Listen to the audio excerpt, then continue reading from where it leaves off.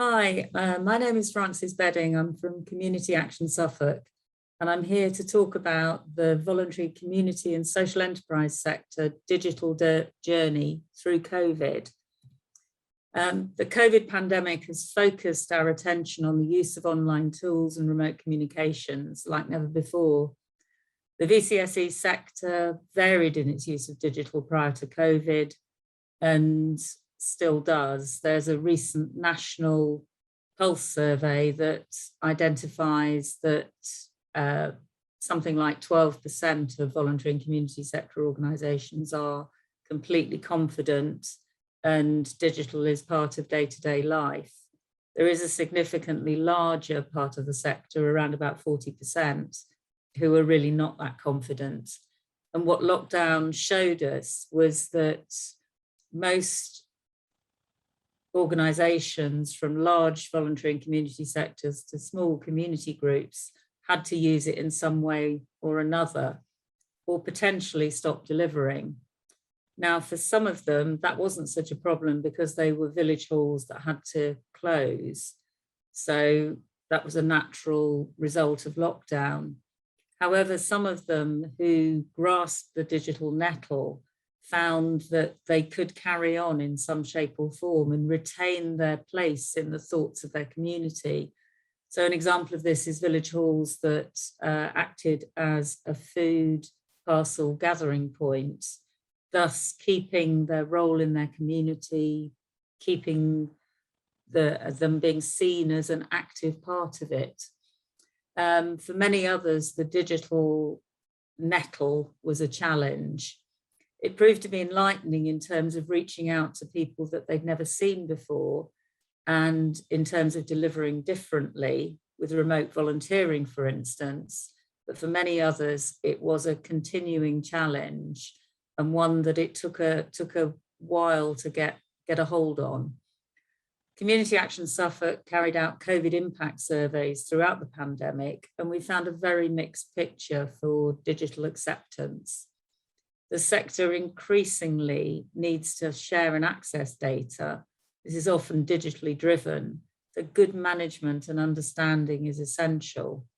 And throughout the pandemic, we gathered an awful lot of data, and we need to be very careful how we use it, both to ensure we get the maximum benefit from the greater level of understanding it's given us, but also to ensure it's managed properly and we don't fall foul of GDPR regulations.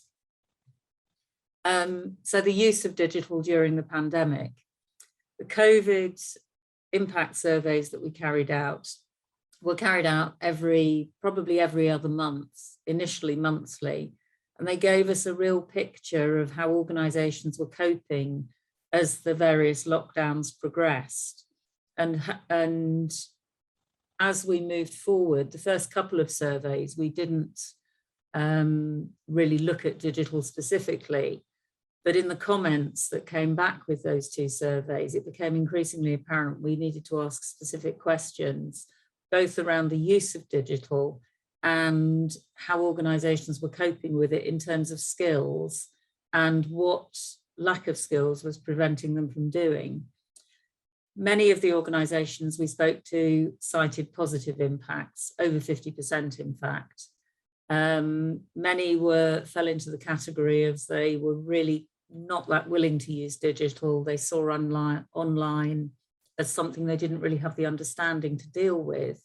But when they did get a hold of it and they did deliver, they found there were a range of benefits. They could do things they never imagined they'd be able to do in terms of reaching people, but they also engaged with people that they had never engaged with before, people who didn't want to come out and go to events or come to classes, but did perhaps want to play a part in their community. And in volunteering, that's been an interesting area because several organisations have charted how volunteers have volunteered online from places as far afield as Yorkshire, because they have some local connection, either relatives, they used to live here.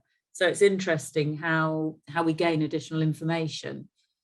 The negative impacts of the move to online were cited as an inability to access digital due to poor connectivity, and that fell broadly into 2 or 3 camps. One was lack of a good broadband connection. The second was lack of hardware and an inability to afford to buy it. And the other was software or the expense of maintaining a connection, so the cost of broadband, broadly speaking. There was a lack of desire from some to engage online. Some organisations and staff and volunteers prefer to engage face-to-face. And for some, counselling was one of the areas that was cited. It's seen as better to engage face-to-face because it's not just the speaking, it's the body language, it's being in the same room as somebody, being able to gauge how to take forward a conversation.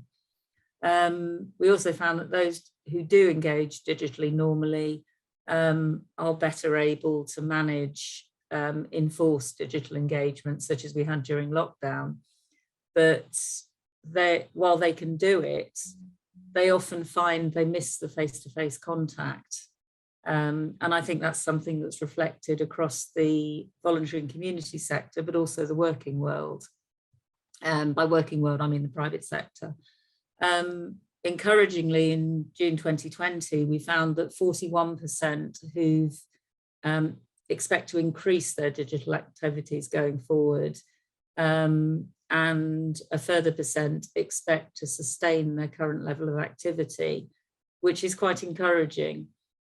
In August, we found that 53% of organisations were delivering digitally during lockdown, whilst 47% have been unable to provide their services remotely, online or digitally. Now, as I mentioned before, some of that is to do with the appropriateness of delivering online, and some of it is to do with the fact that some of those organisations run a physical centre, and it wasn't possible during lockdown to open them. We found that some had adapted their activities. I mentioned food parcels.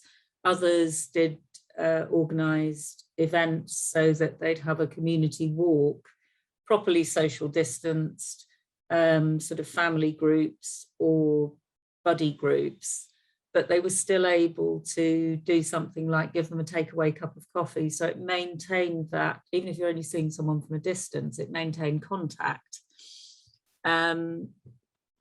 Moving on. So the big question is, how do we tackle digital? CAS is raising awareness by working with the Suffolk Leaders Group of various digital issues. We've had presentations from the Eastern Cyber Resilience Network, and we are currently looking at data sharing, how we share data as a sector, how we share data with the health sector and the wider public sector, but also looking at parity of esteem for voluntary and community sector data, because several organisations who sit on the Leaders Group have cited where they've provided very good quality data with a good methodology sitting behind it, but they've had to back it up with data from the Office for National Statistics because their data wasn't necessarily believed. And we want to tackle that head on, and we're working in partnership with the ICS and Health to look at that. CAS is also working with Suffolk County Council to ensure the future rollout of the Gigabit Broadband Programme, which is a national programme, focuses on rural communities and other communities where connectivity is poor. This is to ensure that we have access to essential services and for day-to-day normal life. And the normal life thing is interesting because if you live in Ipswich, you will no doubt, hopefully, have pretty good broadband. You'll have access to a full range of digital services, including downloading films, that kind of thing. If you live in a rural area, the picture is very much more varied, and things that are regarded as normal are in no way normal. So we're also looking to work with partners across the sector such as Eastern Cyber Resilience Network and Realise Futures, to deliver training and awareness to help to increase the awareness of the need for security online and safeguarding. We also want to ensure that there is a choice with digital. So it's digital by choice, not digital by default. Where people choose not to engage digitally, there may be a cost, but there should be some kind of access, because even with the current rollout of broadband, it's likely that there will be some areas in the county where it's not so good. Communicating the need for good management and sharing of data. We're trying to do this across the voluntary and community sector, and this may mean that we have a need to better understand the digital means of management. And certainly when organisations are looking at how far they go with digital, we want them to have the best information possible so that they can make the best and most appropriate decision. So what about digitally unconnected people? This is a tricky one, because a great deal of the things that we have to do now in making contact with the driver vehicle licensing authority, the passport office, with regard to universal credit, vehicle licensing, they all require basic digital skills for daily life. And while not everyone likes to engage remotely, in some areas they probably won't have a choice.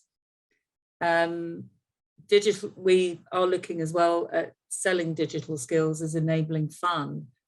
This has been an approach for quite a long time in terms of getting people online, getting people to use computers.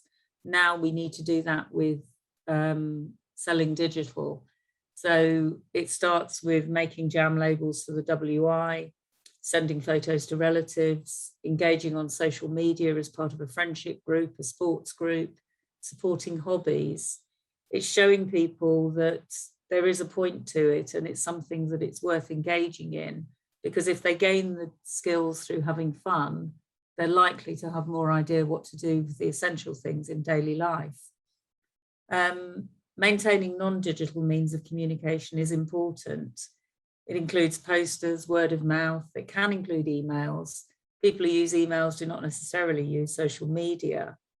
We're organising some events in the coming months, and we are using social media quite heavily. We're doing direct mail through emails, but we are also using printed posters, because when they're placed in shops and community venues, people see them, and it enables us to reach out to more people. So our approach is really about blending, selling the benefits of digital, whilst also acknowledging that there are those who cannot or don't want to engage, and we still need to communicate with them.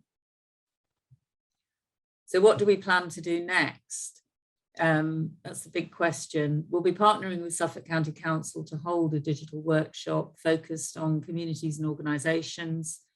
This will highlight communities projects that encourage the greater use of digital. We'll also be looking at our digital business to include things such as cybersecurity. As I mentioned earlier, we're already engaged with the Eastern Cyber Resilience Network through our Suffolk VCSE Leaders Group, and we want to raise awareness of the need for cybersecurity.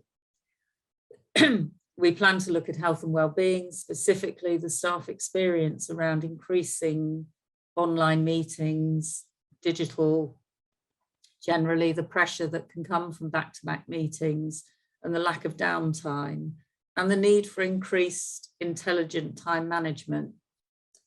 There's also a place for discussion around, are we doing digital for digital's sake? A focus on digital by choice as opposed to digital by default, to ensure that no one is left behind. And I think that's all I've got to say now. I'd welcome any questions. You're very welcome to contact me directly at Community Action Suffolk. And thank you. Thank you for letting me to do this.